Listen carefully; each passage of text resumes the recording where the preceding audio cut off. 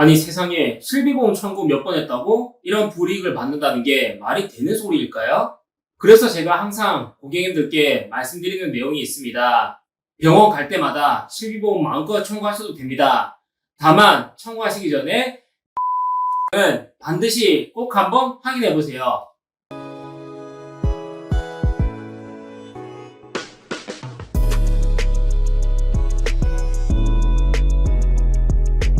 반갑습니다. 보험라이프 김팀장입니다. 실손보험 혹은 실비보험이라고도 불리고 있는 실손의료비보험은 가입이 불가한 초고령층을 제외하고는 가입하지 않은 분들을 찾기 힘들 만큼 아주 대중적인 보험이라고 할 수 있습니다. 그렇다 보니 30대 이상의 성인이라면 아마 한 번쯤은 실비보험 청구를 진행해 보신 적이 있으실 겁니다. 이 실비보험을 청구하실 때 주의하셔야 될 사항이 몇 가지 있는데 이 부분에 대해서 전혀 인지하지 못하시고 빨리 보험금을 지급받고 싶은 마음에 그냥 아무 생각 없이 덜컥 청구를 진행해버리시는 분들이 많이 계십니다. 오늘 제가 실비보험 청구 시 꼭 알고 있어야 되는 내용들에 대해서 자세히 알려드릴 테니 궁금하신 분들은 영상 끝까지 집중해서 시청해 주시길 바랍니다. 시청하시기 전에 구독, 좋아요 버튼 한 번씩 클릭해 주시면 영상을 제작하는데 아주 큰 힘이 됩니다. 본 광고는 광고 심의 기준을 준수하였으며 유효기간은 심의일로부터 1년입니다. 실비보험 청구 시 첫 번째 주의사항은 청구 이력으로 인해서 추후에 신규 보험 가입 혹은 보험 리모델링 진행 시 상당히 큰 문제가 발생할 수 있다는 점입니다. 보험금 청구를 하기 위해서는 개인정보 처리 동의서라는 서류를 필수적으로 작성하셔야만 합니다. 이 동의서를 작성하게 되면 나의 보험금 청구 이력이 금융감독원, 생명보험사, 손해보험사 등의 금융기관에 공유가 됩니다. 이 말은 즉 내가 A 보험사로만 보험금을 청구하였더라도 A 보험사뿐만 아니라 모든 생명손해보험사에 나의 보험금 청구 이력이 남게 된다는 것이죠. 이렇게 각 보험사에 보험금 청구 이력이 남게 된다면 추후에 신규 보험 가입이나 보험 리모델링 시에 상당히 큰 문제가 발생할 수 있는데요. 우리가 보험을 가입하기 위해서는 보험사에서 물어보는 몇 가지 질문에 답변을 해줘야만 합니다.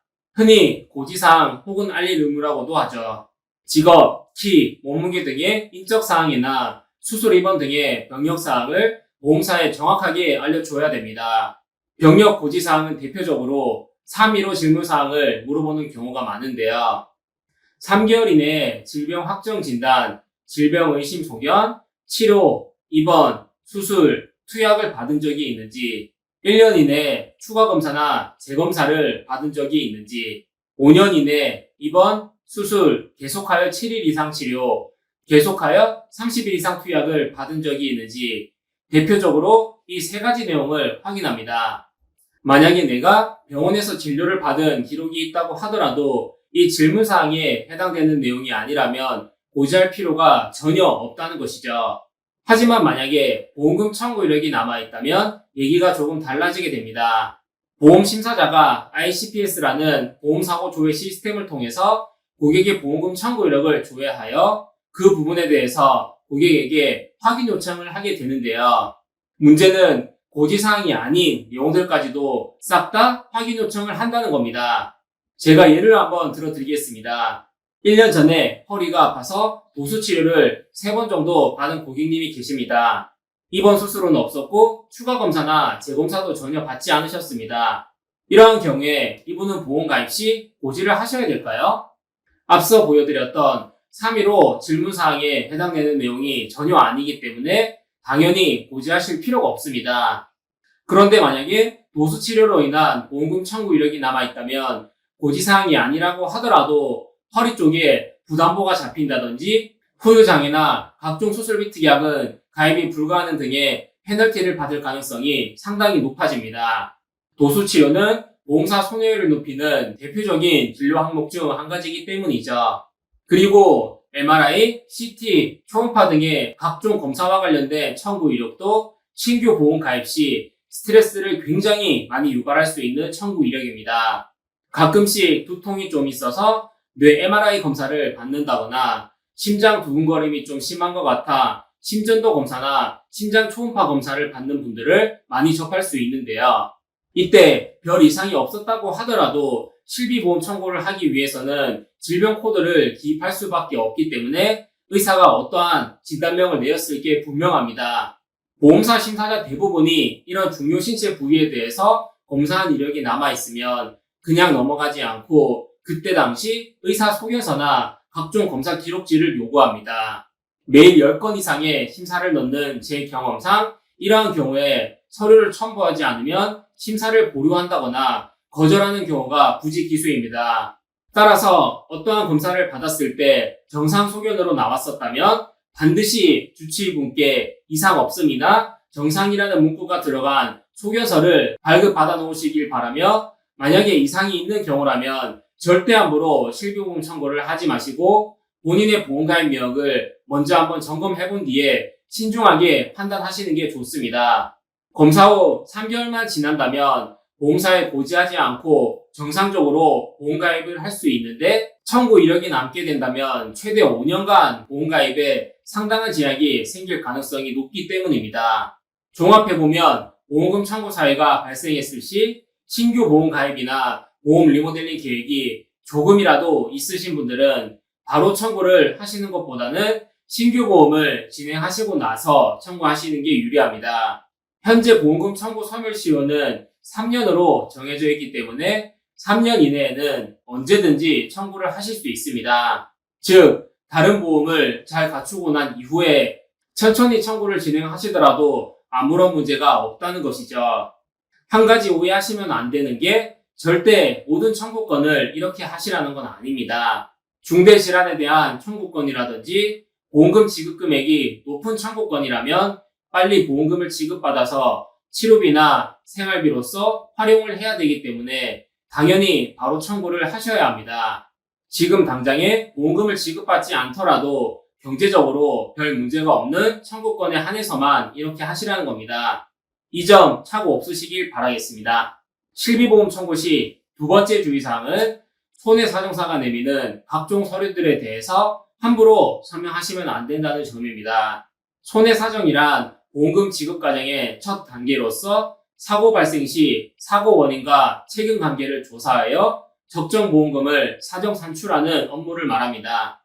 일반적으로 보험금 지급 결정은 대부분 서류 심사만으로 이루어지나 손해액에 대한 전문적 판단이 필요한 경우 보험사에서 손해사정을 실시하게 됩니다.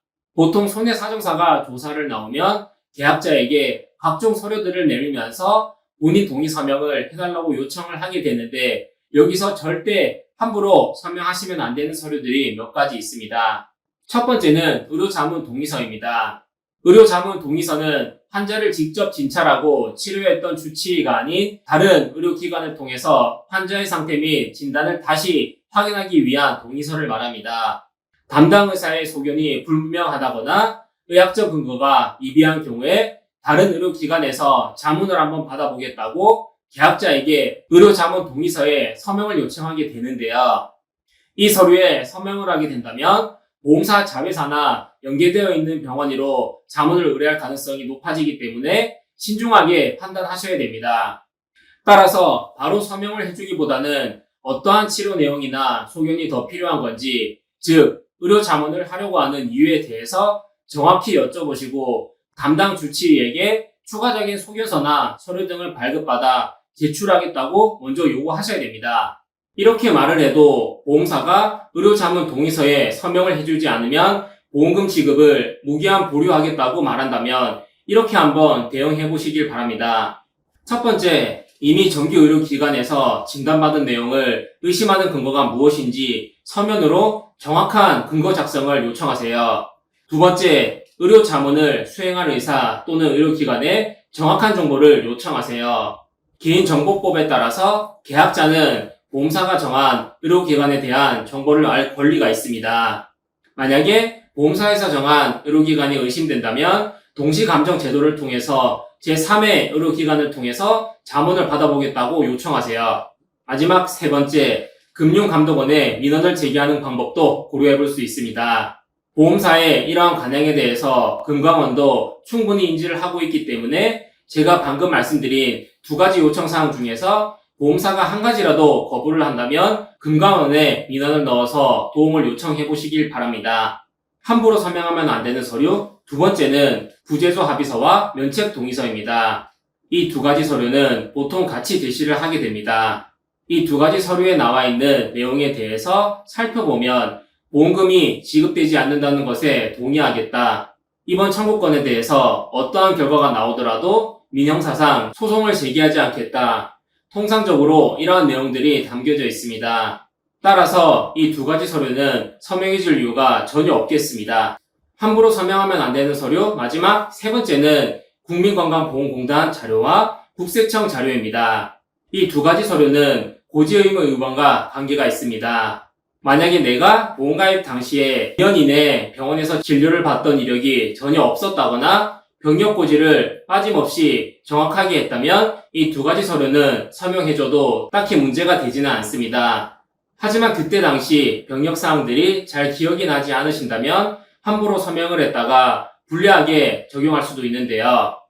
국민건강공단 자료와 국세청 자료에는 내가 언제 어디서 어떤 진료를 받는지 상세하게 기록되어 있기 때문에 보험사가 이를 토대로 하여 보험금 지급을 거절한다거나 해당 병원을 방문하여 고지 위반 사항이 없었는지 구체적으로 조사하게 될 가능성이 높아지게 되기 때문이죠.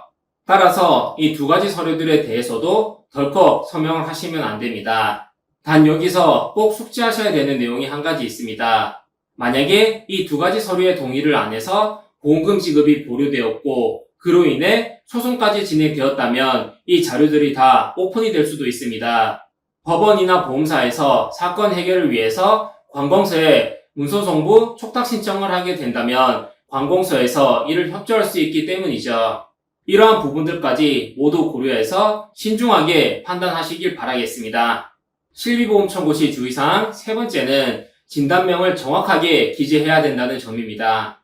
간혹 가다가 보험금 청구서를 작성하실 때 진단명을 엉뚱하게 기재하고 청구하시는 분들을 종종 접할 수 있는데요. 별일 아니라고 생각하시겠지만 추후에 큰 문제가 발생할 수도 있습니다. 한 가지 사례를 예로 들자면 고객님은 단순 감기로 진료를 받고 청구를 진행했는데 청구 이력에는 폐렴이나 천식으로 남아있는 경우가 종종 발생하고 납니다. 단순 감기 같은 경우에는 대부분 정상적으로 인수를 해주는 편입니다. 하지만 폐렴이나 천식으로 인하여 이력이 남아있다면 폐나 기관지 부위에 부담부가 잡히거나 할증이 보는 등의 제약을 받을 여지가 충분히 있습니다. 이 외에도 급성위염이 만성위염으로 되어 있다든지 단순 흉통이 부정맥으로 되어 있다든지 등등의 사례들로 난처한 상황에 처해지는 고객님들을 생각보다 자주 접할 수도 있습니다. 따라서 보험금 청구서를 작성하실 때 진단서에 기재되어 있는 진단명과 일치하게 작성하셔서 추후에 불이익을 받는 일이 없도록 하시기를 바라겠습니다. 어플리케이션을 통해서 보험금을 청구하거나 보험 전문가가 아닌 누군가가 대리로 보험금 청구를 진행해주는 경우에 이렇게 진단명이 잘못 기재되는 경우가 종종 발생하곤 하는데 반드시 꼼꼼하게 확인하실 필요가 있겠습니다. 그리고 이건 조금 다른 경우인데 만약에 의사가 내린 진단명 자체가 이상하다고 느껴지신다면 병원을 다시 방문하여 주치의분께 다시 진료를 받아보실 필요가 있겠습니다. 실비보험 청구 시 주의사항 마지막 네 번째는 청구서류 발급 시 괜한 비용을 드릴 필요가 없다는 점입니다. 병원에서 보험금 청구 서류들을 발급받으실 때 굳이 발급받지 않아도 되는 서류들을 발급받아서 괜한 비용을 지출하시는 분들이 종종 계신데요. 단순 통원 진료 시에는 딱 이 세 가지 서류만 기억하시면 됩니다. 첫 번째 진료비 영수증, 두 번째 진료비 세부 내역서, 마지막 세 번째 처방전입니다. 이 세 가지 서류들은 발급 비용이 전혀 들지 않습니다. 입원 혹은 수술을 받으시거나 청구 금액이 높다면 진단서나 입퇴원 확인서 등의 서류까지 필요할 수 있겠지만 단순 통원 진료 시에는 이 세 가지 공짜 서류만으로 대부분 다 청구가 가능하니 굳이 비용을 지불해가면서 다른 서류들까지 발급받으실 필요가 전혀 없겠습니다. 진료비 영수증은 통원 진료인지 입원 진료인지 급여 항목인지 비급여 항목인지 총 비용은 얼마가 들었는지 등의 내용이 기록되어 있는 문서입니다. 진료비 영수증은 환자가 요구하지 않더라도 원무과에서 수납을 잡고 대부분 자동으로 발급을 해주기 때문에 따로 요청을 해야 되는 경우가 잘 발생하지 않습니다.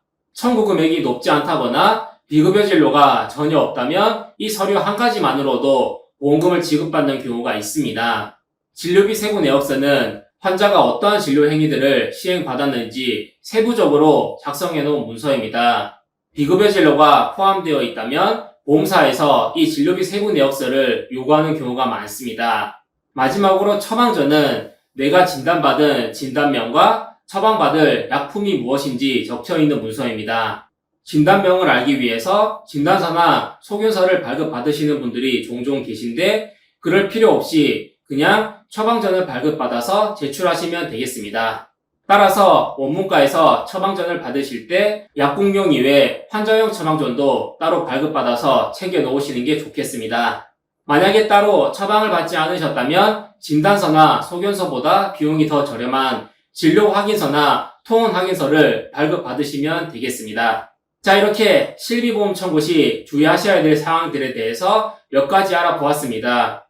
오늘 설명드린 내용들에 대해서 더 궁금하신 점이 있으시거나 저에게 보험 상담을 한번 받아보고 싶으시다면 언제든지 편하게 상단이나 댓글란에 나와 있는 연락처로 편하게 연락 주시길 바랍니다. 최선의 마음으로 최고의 컨설팅을 약속드리겠습니다. 영상이 도움이 되셨다면 구독, 좋아요, 알림 설정까지 꼭 부탁드리겠습니다. 지금까지 보험라이프 김팀장이었습니다. 감사합니다. 본 광고는 광고 심의 기준을 준수하였으며 유효기간은 11로부터 1년입니다.